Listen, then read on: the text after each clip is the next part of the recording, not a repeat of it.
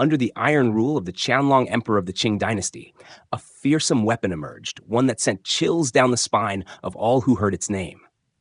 It was the blood extractor, a terrifying execution device. Designed to annihilate any signs of rebellion, the blood extractor came with a strict code. Assassins who wielded it were forbidden to read or write, entirely cut off from knowledge. The weapon's structure was a deadly fusion of serrated blades and chains. When launched, it would fly directly toward its target, clamp onto the victim's neck, and in the blink of an eye, razor-sharp blades would spring open, ending lives with ruthless precision.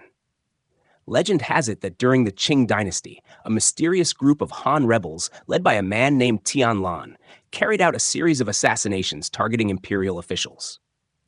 To crush this threat, the Qianlong Emperor dispatched an elite assassination squad that specialized in using the blood extractor to track and eliminate Lan. The squad was led by Leng, a cold-blooded captain with lifeless eyes, and included formidable members such as Chen Tai, Hu Du, Buk Shen, 13, and Bo Kak. The team set off swiftly, determined to locate Lan's hideout. Meanwhile, Tianlan and his followers hid in a mountain cave, plotting a counterattack and preparing a shocking gift for Qianlong. However, a traitor within the sect betrayed them and revealed their location. Immediately, the assassination squad received the intel and launched a surprise assault on the sect's stronghold. With their rigorous training and battlefield experience, the Imperial assassins stormed Lan's forces. Under the deadly blades of the blood extractor, Lan's followers were quickly slaughtered. The fearsome device hunted down fleeing rebels and ended them with merciless efficiency. Some were sliced in half, others had their throats cut before they could resist. Within moments, Lan's entire force was reduced to lifeless corpses. In the end, only Tianlan stood against the squad. Surrounded, Lan remained astonishingly calm, charging into the encirclement with unwavering courage. Leng stood above, watching coldly as Lan fought amidst the flames and chaos. As Lan began to tire, Leng finally acted. He hurled the blood extractor at Lan. It shot forth like the scythe of death. Even a hero like Tianlan could not escape fate. But just as the device clamped around Lan's neck, ready to finish him, Leng unexpectedly recalled the weapon. Instead of killing him, Leng captured Tianlan alive and ordered him brought before the court, leaving witnesses confused and full of questions. That night, Leng visited Lan in his cell. When they faced each other, Lan spoke as though they had known each other long ago, but Leng had no memory of such a connection. With cold detachment, Leng informed him that he would be executed at dawn. Yet Lan only smiled and asked, "Why don't you ask yourself why I was captured so easily? Tomorrow, no one will take my head unless you wield the blade yourself." Leng remained unmoved, his voice sharp and emotionless. "Tomorrow, I'll watch you return to dust. It will be the day of your death." At sunrise, Tianlan was escorted to the execution ground under heavy guard. A curious crowd gathered to witness the event, but hidden among them were shadowy figures. To the east, explosives had been discreetly planted. As Lan's cart approached the execution site, a figure suddenly dropped from above, followed by a young woman who swiftly severed Lan's chains. Panic erupted. Soldiers were too stunned to react. It turned out to be a daring rescue mission planned by Lan's lover and the surviving members of his brotherhood. In the confusion, Lan escaped from the cart. With a defiant gaze toward the execution platform where death had awaited, Lan seized a spear and leapt into the fray. Fueled by strength and valor, he fought not just for his life, but to protect his comrades. Yet, Imperial forces quickly surrounded them, and soon the blood extractor squad arrived to block any escape. A brutal battle broke out. Blood spilled everywhere. Screams and the screech of blades filled the air. The massacre was so savage that even the boldest spectators were left trembling.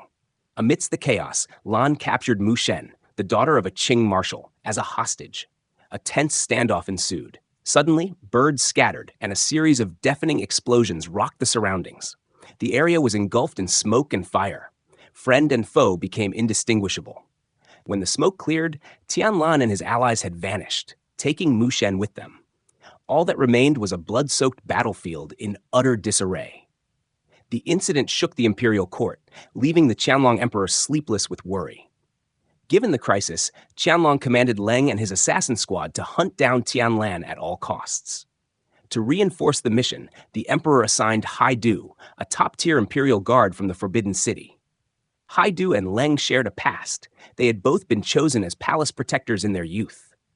But in a brutal selection process, Haidu was retained as a royal guard, while Leng, being of Han descent, was assigned to the Assassin Squad, a path drenched in blood and darkness.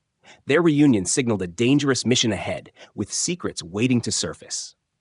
After receiving the Imperial order, the Blood Extractor Squad and Haidu set off at once. Their mission was not only to rescue Mu Shen, but also to capture Qianlong, no matter the cost. However, the presence of Haido in the team made the atmosphere tense. The other members didn't trust him, often isolating and leaving him behind. Despite this, Haido patiently kept up, refusing to be deterred by cold words or distant actions.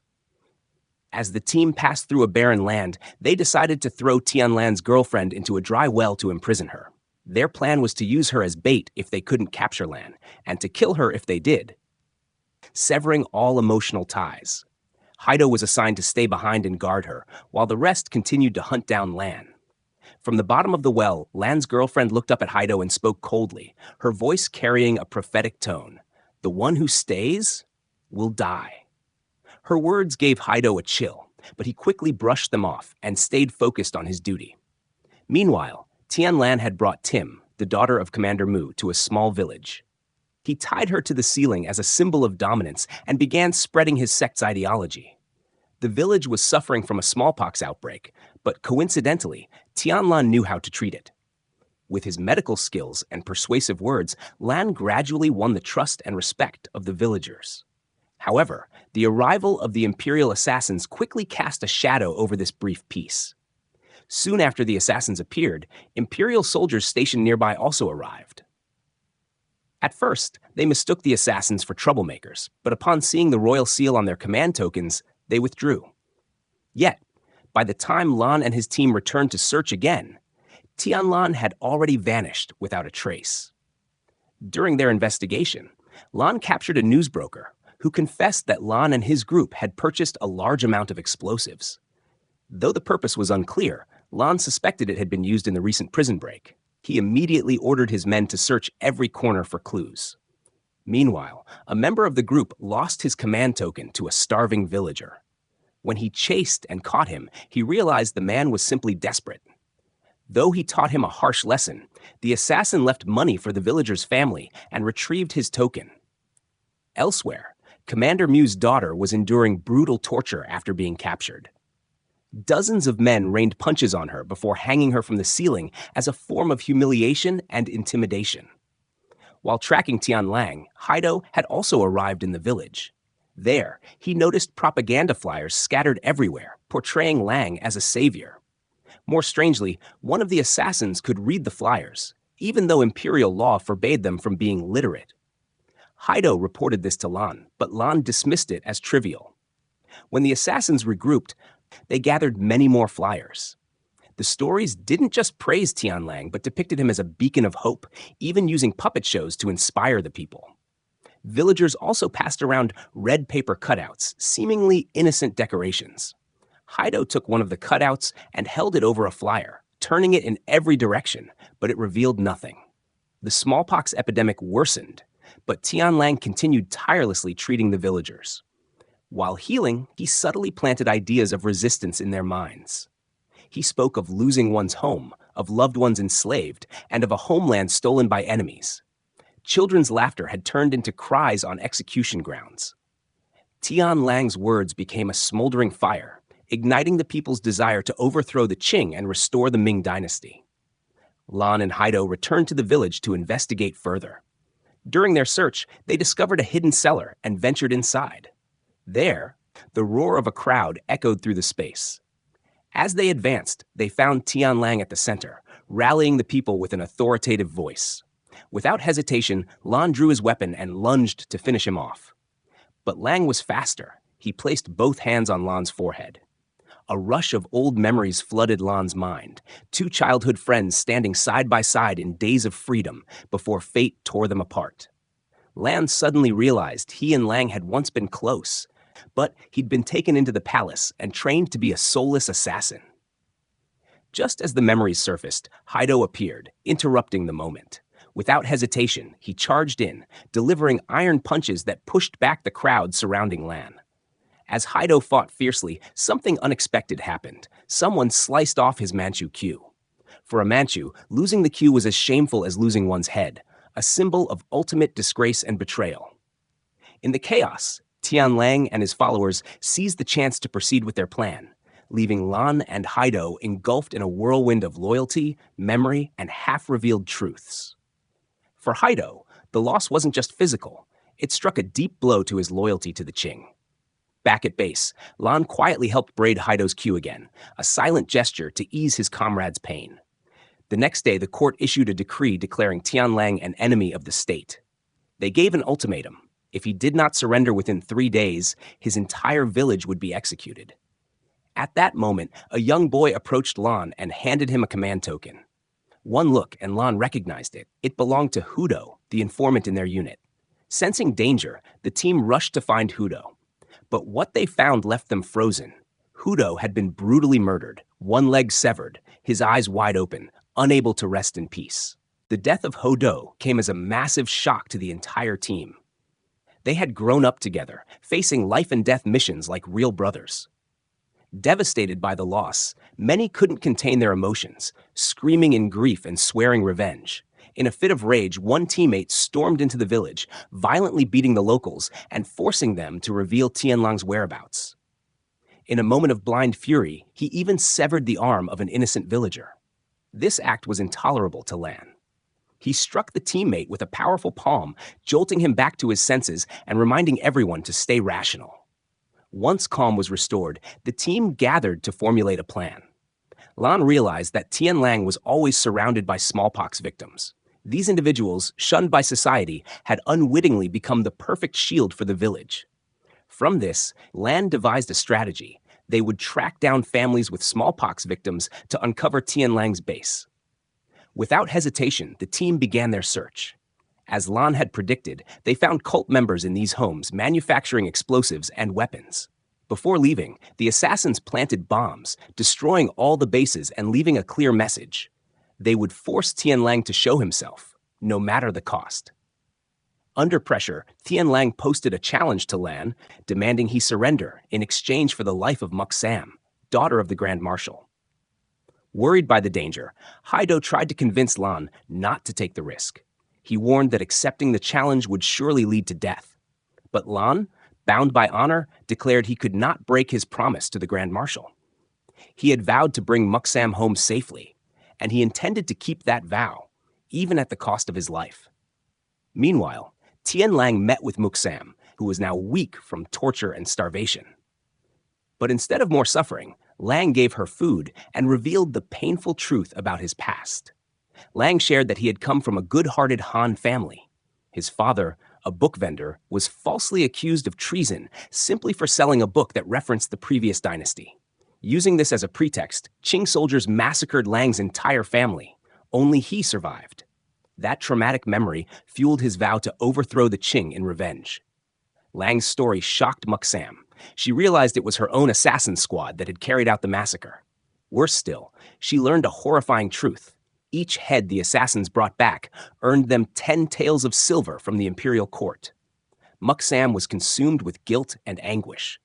What she once viewed as loyal service to the empire now appeared as hideous crimes, slaughtering innocent lives. She began to question everything and felt her heart shatter at the truth she had unknowingly helped create. With Lan's decision and Lang's rising fury, a clash between the two sides became inevitable. Would Lan be able to save Muksam, protect his team, and atone for the sins he had unknowingly committed? The answer would only be revealed in the intense life-or-death confrontation ahead. But the planned exchange between Lang and Lan's team at the mountain base did not go as intended. Just as both sides prepared to trade the hostage, an unexpected assassination attempt unfolded. Lang's lover was shot, and suddenly a barrage of gunfire rained down on Lang and his people. Lan and his comrades were caught off guard. They had previously agreed with Haido not to harm Lang, but Haido had betrayed them. In the chaos, Lan and his team were forced to battle a squad of elite snipers positioned above. Despite trying to counter with execution machines, guns proved superior in the situation. Refusing to accept defeat, Lan chased after Lang. But at the cave entrance, Lang unleashed a massive explosive that halted him. Lan narrowly escaped death, only to be hunted down by Haido's gunmen. Meanwhile, Muksam, after choosing to follow Lang, was branded a traitor. Both she and the assassin squad became targets. The Grand Marshal was captured and brought before Qianlong. Though his restraints were removed, Qianlong showed no mercy. He demanded that the marshal prove the Qing dynasty's strength by purchasing cannons as a symbol of power. The Grand Marshal, guided by conscience and military experience, opposed the idea. He argued that execution machines were sufficient to defend the empire. But Qianlong, determined not to be looked down upon by Western powers, insisted on the purchase. The Grand Marshal finally saw that the age of execution machines had ended. Though he understood this meant the downfall of himself and his family, he could not resist. After deliberation, Qianlong ordered punishment. The Grand Marshal was given a cup of poison, while his assassins were sentenced to death.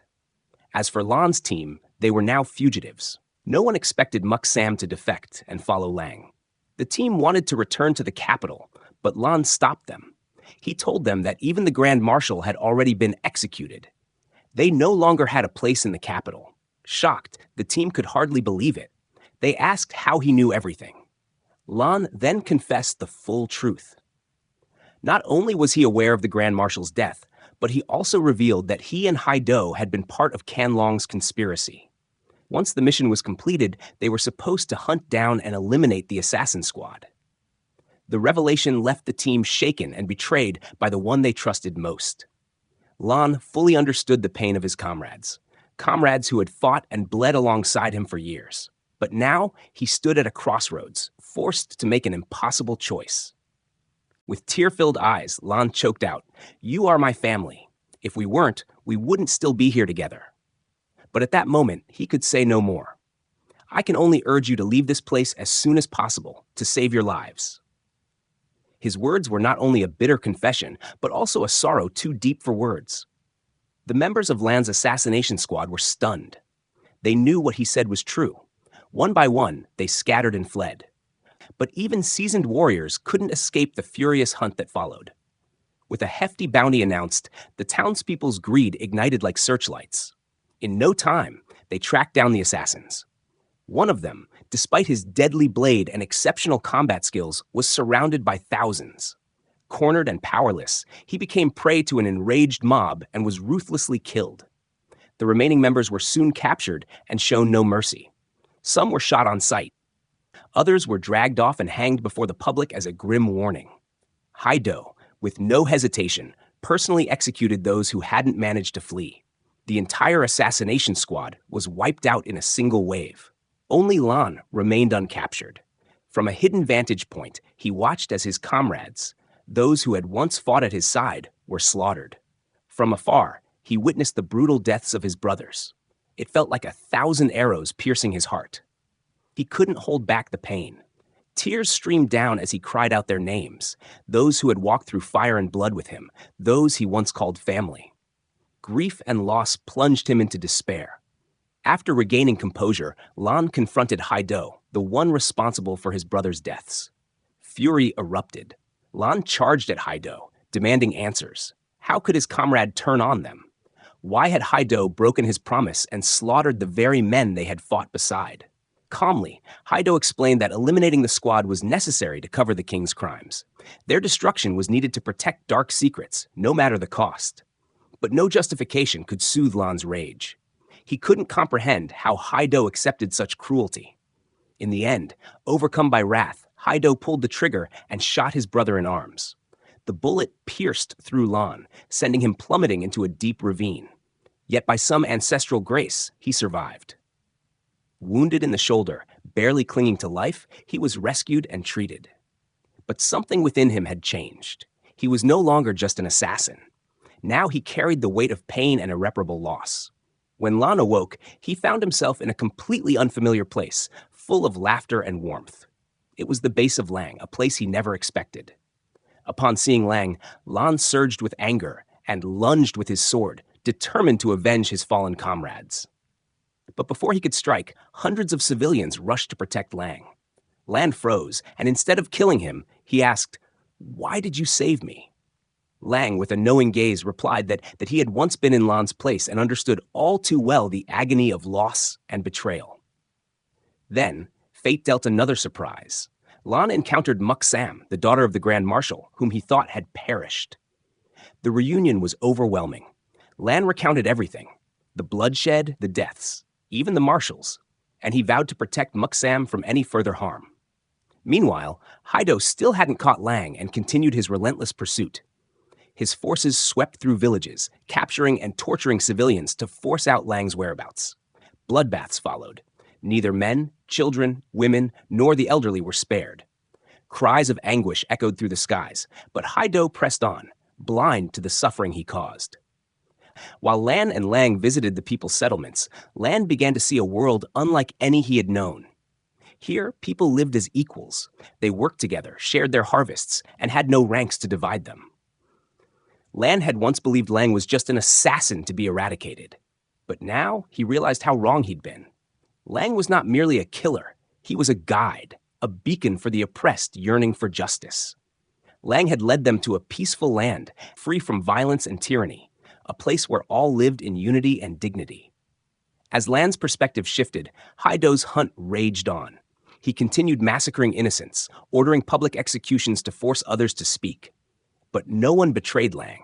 Not a single soul uttered a word. Growing impatient, Haido seized a young child and threatened to kill him before everyone. At that moment, an old soldier nearby, unable to stomach the cruelty any longer, handed over a map showing Lang's base. With the map in hand, Haido and his army finally had the information they needed to locate Lang's hideout and prepare for the imminent assault. Lang sensed that the Imperial army would not stay silent for much longer, so he decided to prepare for the upcoming battle. Everyone in the community, though fully aware that the battle would be incredibly difficult and bloody, remained determined to face it and protect the place where they had found hope. During their final meal before departure, the villagers expressed deep gratitude to Lang. They saw him as a parent figure, someone who had led them to a place of equality and fairness, helping them rediscover the meaning of life. After the meal, Lang gathered everyone to discuss strategies. The women, children, and elderly would be escorted to safety, with Muk Sam volunteering to lead them. The young and strong men would stay behind, rigging explosives and traps to fight against the Imperial army. Though they knew the battle would be brutal and many lives might be lost, they stood united in their resolve to fight for freedom and a just world. Seeing that Lan was still hesitant, Muk Sam encouraged him to stand by Lang's side. She told him this was the only place where they could determine their own fate. In the past, they had known only how to follow orders. In the end, Lan heeded Muk Sam's words. Before she departed, he handed her the last sword of the assassin squad, a weapon for her to defend herself in the days ahead. Though this decision left Lan tormented, he knew it was the right choice, not just for his survival, but for the people who had fought for justice and freedom. The assault led by Haido was indeed overwhelming and brutal. Armed with powerful cannons and modern firearms, the Imperial troops not only attacked Lang's village, but destroyed everything in their path. Lang and his people had prepared for this day, but they never imagined the enemy would come with such overwhelming force. As cannon fire erupted, the entire village was engulfed in flames and smoke, rendering the villagers' crude weapons useless. As the villagers fled in panic, they couldn't outrun the Imperial assault. Hundreds of innocent people fell. In the chaos, Muk Sam chose to stay behind and help the remaining villagers escape. Wielding the sword given by Lan, she charged into the fray to delay the enemy, but she couldn't withstand their might. Within moments, dozens of bullets struck her down. From afar, Lan saw everything, his heart shattered. He couldn't believe the woman he loved was lost to this war. He rushed to her side, holding her in his arms, screaming in anguish. That moment was the greatest shock of his life. He had already lost all his comrades, and now the woman he loved most was gone too. In that instant, everything seemed to collapse around him. He didn't know what to do. Only despair remained, a pain beyond words. Everything he had endured, everything he had fought for, now felt meaningless in the face of such cruelty. After the smoke and fire subsided, Lang stood tall like an immortal figure, his eyes burning with resolve. He faced Lan and declared he would willingly sacrifice himself to end the meaningless slaughter. Lang had one final wish, for Lan to take his head back to Qianlong.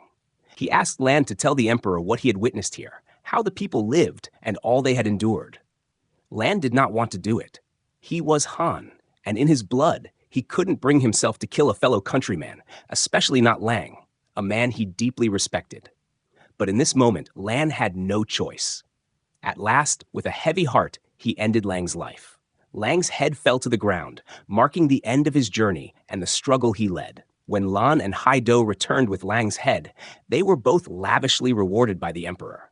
However, Lan felt no joy. No reward could soothe the pain in his heart. He merely said that though he knew he would die, he only hoped the emperor would remember that every uprising begins with injustice, with people being denied equal treatment. What they sought was not power or glory, but a peaceful and fair life. If the people could live in prosperity, no one would rise against the emperor, whether Manchu or Han. Lang hoped that Qianlong would understand his words, that a prosperous dynasty must be built not only on power, but also on fairness and care for the people. Though his words could be seen as rebellious, Qianlong paid great attention to them. Lang's advice was not in vain, as the emperor went on to reign for more than 60 years, building a golden era of peace and harmony between the ethnic groups. He laid the foundation for a stable, prosperous nation, eliminating tensions between Manchu and Han people. The film delivers a powerful message about justice, sacrifice, and social injustice. Through the journey of Lang and Lan, the audience witnesses the transformation from assassins to fighters for freedom and justice. Lang, with his courage and sacrifice, represents those who fight for the right to equality. His death reflects the cost of change, and his words to Qianlong ultimately contributed to reform. The film ends with the message that justice and harmony can only be achieved when everyone is treated equally.